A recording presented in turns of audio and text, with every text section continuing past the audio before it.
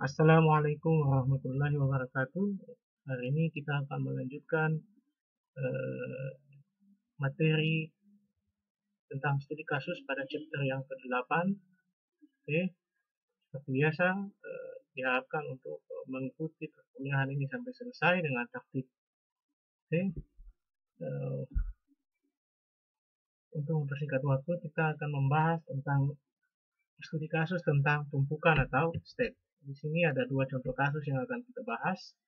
Yang pertama adalah contoh kasus membalik kalimat, dan contoh kasus yang kedua adalah membalik bilangan. Yang pertama, membalik kalimat.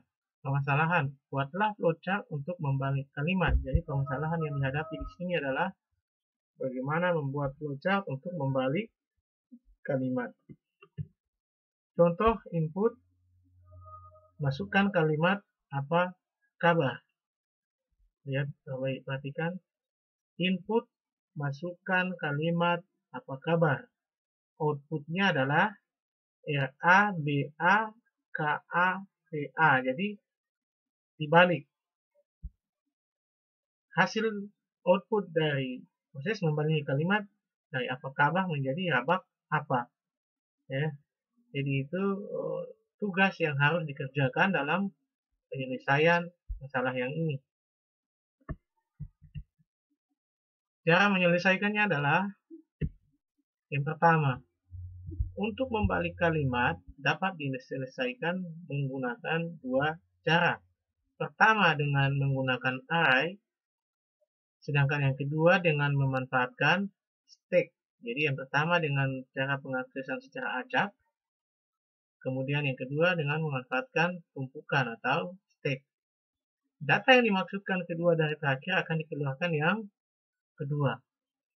Jadi data yang dimasukkan kedua dari terakhir akan dikeluarkan yang kedua. Stack atau tumpukan merupakan struktur data yang dalam pengelolaannya bersifat last in first out, yaitu data yang terakhir dimasukkan akan dikeluarkan pertama kali. Demikian seterusnya sehingga data yang pertama kali dimasukkan akan dikeluarkan terakhir.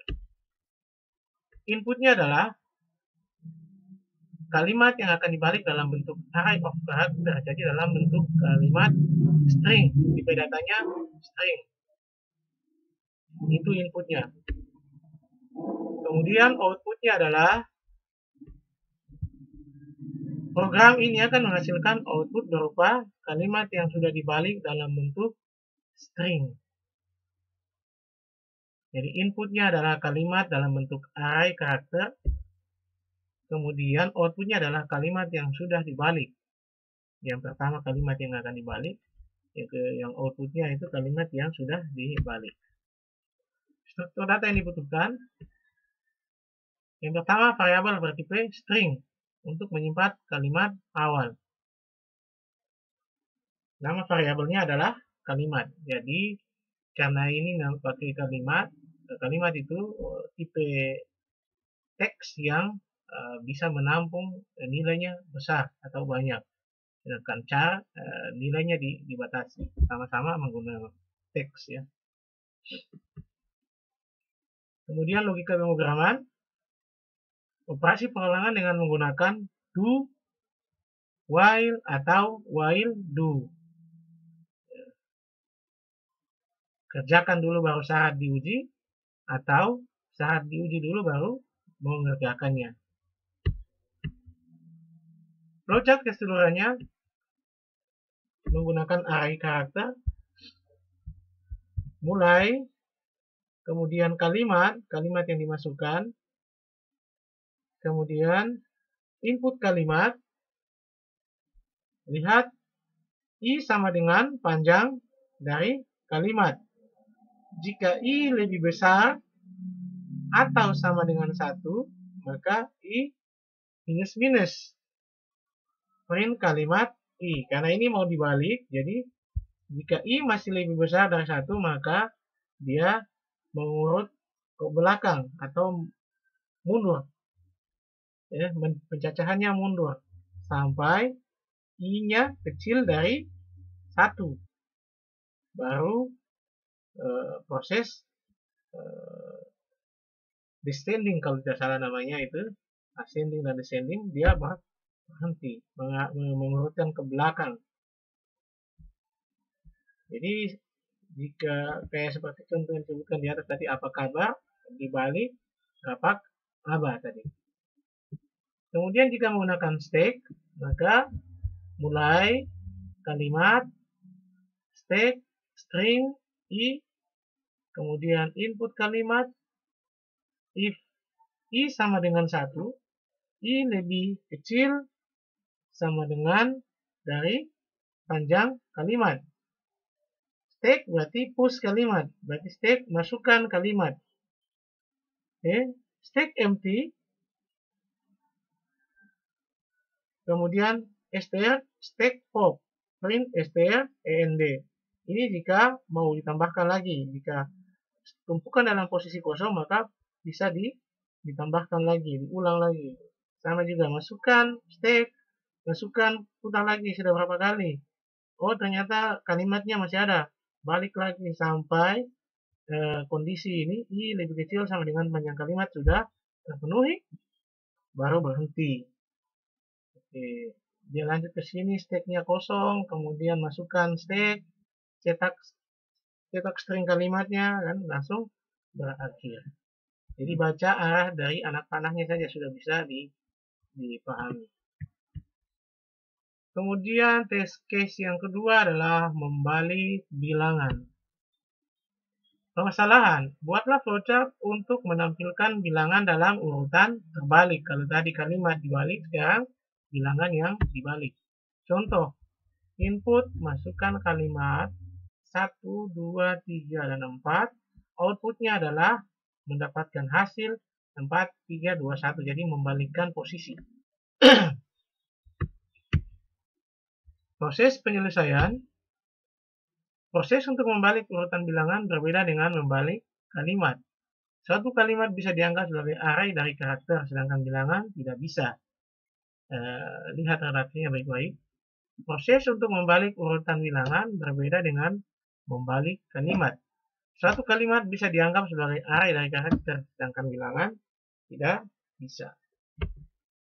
Cara yang dilakukan adalah dengan menggunakan operator modulus, sisa hasil bagi, untuk mengambil angka terakhir dari bilangan. Kemudian dengan membagi bilangan tersebut dengan 10 menggunakan operator pembagian.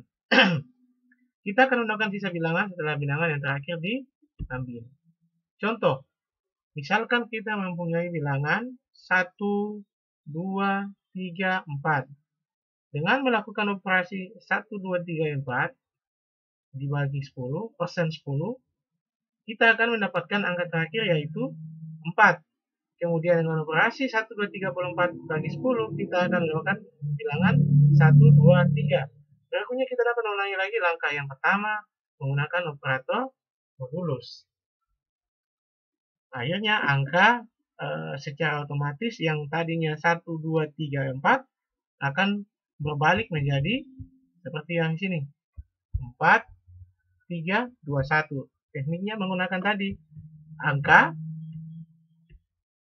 dibagi dengan sisa hasil bagi dengan 10. Angka terakhirnya yang diambil 4. Kemudian dengan operasi 1, 2, 3, 4 dibagi 10. Kita akan mendapatkan bilangan bisa 1, 2, 3. Berikutnya kita dapat mengulangi lagi mulai langkah yang pertama sampai dengan selesai dengan menggunakan operator modulus. Input yang dibutuhkan untuk program ini adalah bilangan yang akan dibalik dalam bentuk integer. Ya, karena dia ini bilangan, jadi otomatis tipe data yang digunakan adalah numerik. Ya, jadi integer, angka. Outputnya adalah program ini akan menghasilkan output yang berupa bilangan dengan urutan angka yang berupa kebalikan dari urutan angka pada bilangan hasil input. Struktur data yang dibutuhkan, variabel bertipe integer untuk menyimpan bilangan. Ya, jadi struktur data pertama yang digunakan adalah variabel bertipe integer untuk menyimpan bilangan awal. Nama variabelnya adalah bil. Kemudian variabel bertipe integer untuk menyimpan bilangan hasil. Nama variabelnya adalah hasil. Variabel untuk menyimpan state. Nama variabelnya state. Variabel bertipe integer untuk menyimpan nilai sementara bernama variabel nilai. Dan variabel bertipe integer untuk menyimpan angka satuan yang bernama variabel satuan. Logika pemrograman, dia masih menggunakan perulangan. Operasi perulangan dengan menggunakan do while atau while do. Do while dan while do maksudnya do while itu kerjakan dulu baru syarat diuji, atau while do itu syarat diuji dulu baru dikerjakan. Apakah syarat terpenuhi? Ya dikerjakan. Jika syarat tidak terpenuhi, berhenti. Lalu di do while kerjakan dulu baru syaratnya diuji di belakang. Berikut flowchartnya secara keseluruhan.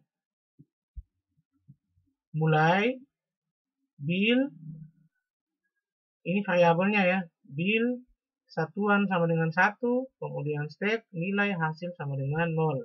Kemudian input bilangan, lihat nilai sama dengan, ini prosesnya, bil sisa bagi 10, bil persen 10 atau hasil sisa hasil bagi dari pembagian bil dengan 10. Kemudian bil sama dengan bil bagi 10. Kemudian stack push nilai, maksudnya stack memasukkan nilai.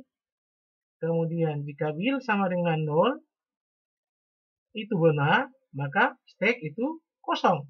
Jika bil sama dengan 0 ini 0 itu tidak, maka kembali lagi. Diulang lagi sampai kondisi terpenuhi. Nilai sama dengan stack titik pop. Pop itu pintu masuk dari tumpukan. Hasil sama dengan hasil tambah nilai kali satuan.